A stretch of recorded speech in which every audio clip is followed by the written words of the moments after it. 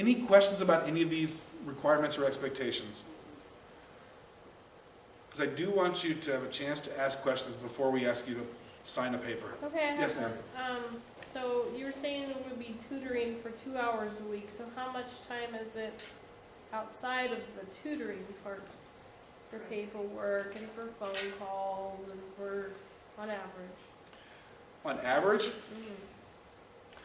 at the very beginning, it's a little more, because the time with the parents and so on. Sometimes it goes very smoothly. Hey, you available on Wednesday? Perfect. How about Thursday? Perfect. And you're done. So that's 5 minutes. Right. Sometimes it's a little more complicated trying to negotiate schedules. It's kind of hard to predict. Filling out the forms and the assessments, most of that is done online. We try to make it as easy as possible to do that. I don't know if I can come up with an average, but I mean, you really shouldn't be spending more than, I would say tops. I can't imagine spending more than 20, 30 minutes a week maximum for these types of things. Okay, and I would expect significantly less. Okay. Now, how much did we agree to pay tutors in this area?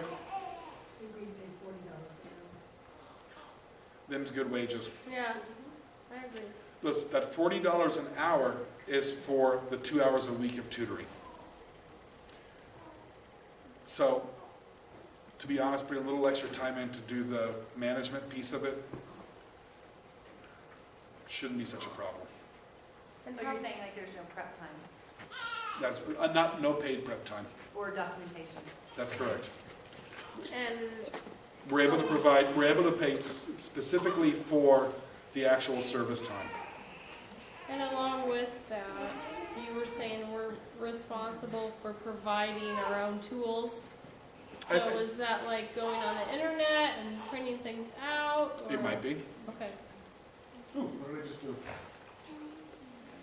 It might be. What about training, when there's training? Welcome. Okay. This is it? So this is the only training basically besides our main? There may be some follow-ups. The regional coordinators may ask for some follow-ups like that, but it's going to be on a case-by-case basis. Yes, ma'am. When does this program start? We would like to begin tutoring by the middle of January. And frankly, it's a timeline issue. There's 4 months of tutoring, approximately, right? We have easy access to the kids through about the middle of May, following the school schedule. So we back up the timeline, and that brings us to the middle of January. Right.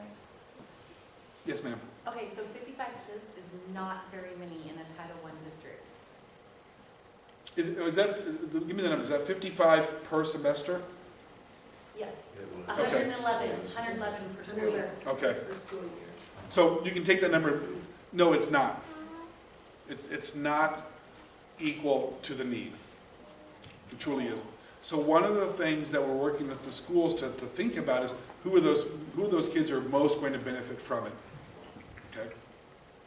And to be honest, just the fact that it's a Title I school, you're still going to have top performing kids.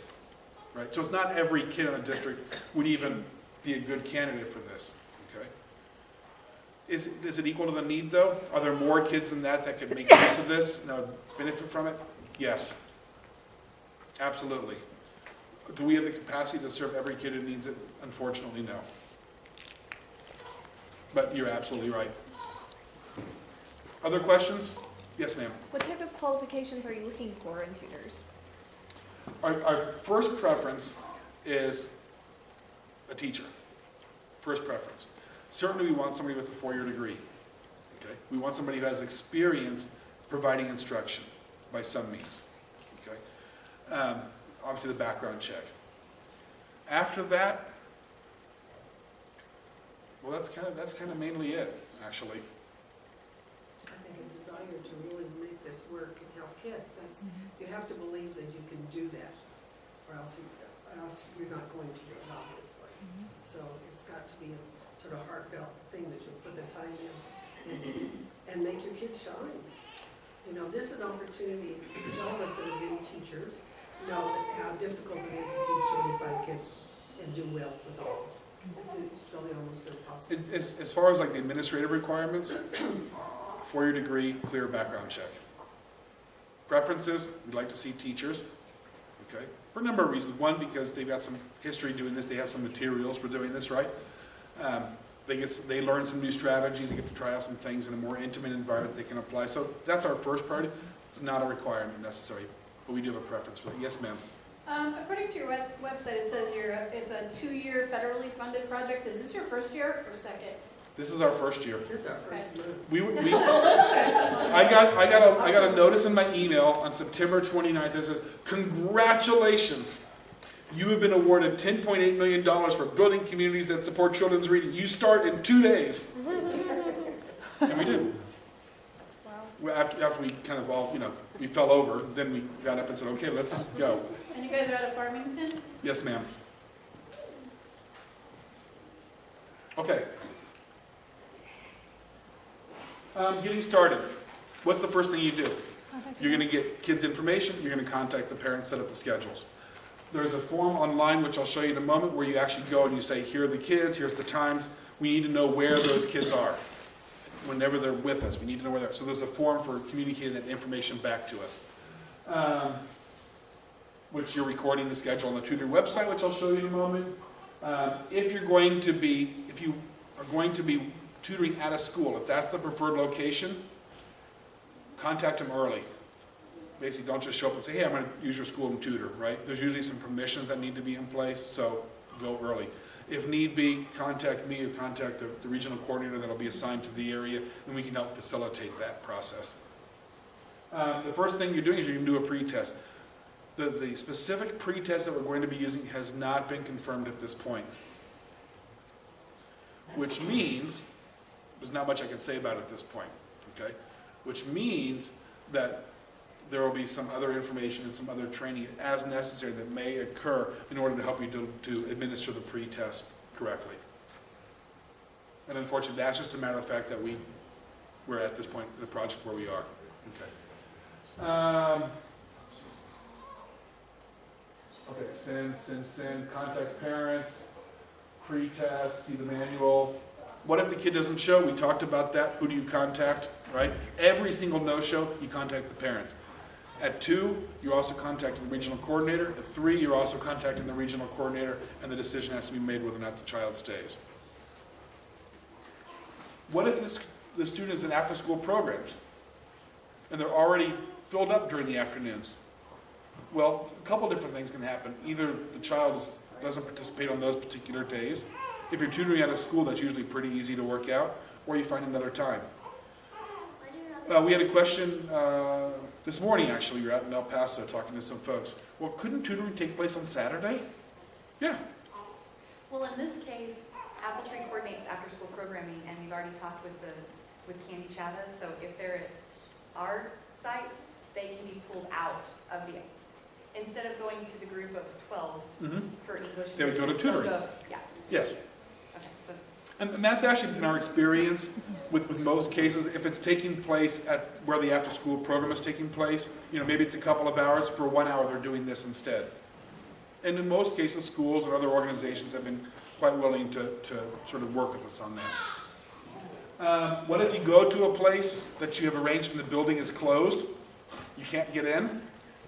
You're going to do it at the public library. They had a gas line break and the building is closed, right? You're going to the next available public location, or if need be, you're on the phone with the parents and say, there's just no way it can happen today. I'm sorry, I'll sit here with your kids until you just go up and pick them up. It happens. Not very often, fortunately, but it does. You're doing it at a school and having a snow day that day. And the kids have all stayed home. You don't play a lot of snow days down here, do you? Occasionally. We plan for about 15 a year, but we only get about 2. Okay. If we're lucky.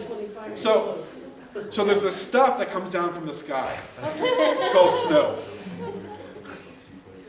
So if the school is closed that day, for some reason, right, and the schools aren't closed, the kids stay home, do you still do the tutoring session? Yeah, if it's safe for the kids to get there, if the tutoring's not at the school or you can find another location, and it's safe for the parents to transport the kids, there's no reason not to, right?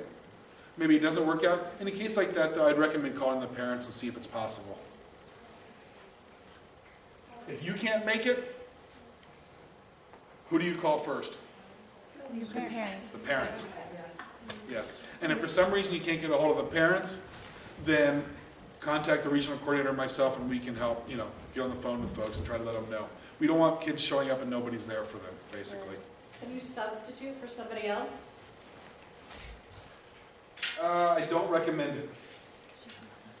I strongly do not recommend it. And the main reason why is, given the structure of the tutoring environment, one teacher, 4 kids, there's a lot of trust that gets built up and a lot of history that gets built up. Here's what we did before, here's where we are now, remember we did this, and it becomes very challenging for somebody to walk into that environment cold. It's just, to be quite honest, you might as well not even have the session. And David, I think it's important to stress too, this is a mentoring relationship. So it's not just, I'm the teacher, I know everything, it's about finding out what those kids know and trying to move them forward, help them to grow. And so it is a mentoring relationship. And also I think it would be helpful to mention there will be professional development that will be offered to the school district that all of you can attend. So that we haven't really spoken to that at all. Yes, thank you. What about spring break? At your discretion. There's no reason why tutoring could not happen during that period. I would recommend calling the parents and deciding in collaboration with the parents, are we going to have tutoring during this week or not? There's no reason why it couldn't happen. But it's something you work out with the parents. So the 14 weeks don't have to be consecutive? I wouldn't miss more than one at a time. Okay. Like you don't want to take off for 2 or 3, Right. it interrupts that flow. But if there's like a spring break week and the parents decide you want to skip it, you can. I don't recommend it, and there's no reason to. You know, if you're go to the library, right? But you worked out with the parents. Yes, sir. Oh, I just thought I would bring something out about if a student can't make a session, you know, you can go ahead and hold a session with free. Yes. But you recommend that if you know a student's not coming, you try to reschedule. First, try to reschedule because it's better to have everybody there so you have the normal environment. But if a child has to miss or just doesn't show up, you certainly can hold it with 3. You can hold it with 2, but it's not going to be as effective. If you know in advance that kids aren't going to be there, I would say to the extent possible, try to reschedule it for the maximum participation. So I mean, ultimately, what are we trying to do? We're trying to provide the optimal learning opportunity for kids, right? So we do what we need to do to maintain that. Yes, ma'am. So what happens if, like, say you only have 3 kids in your group and 1 kid just happens to not show up? And do you just cancel the session? You're there, 2 kids show up, you're like, well, where's my third gosling, right? And the third gosling does not show up, you hold the session, and then You still afterwards you hold call the parent. Okay. If you have to quit,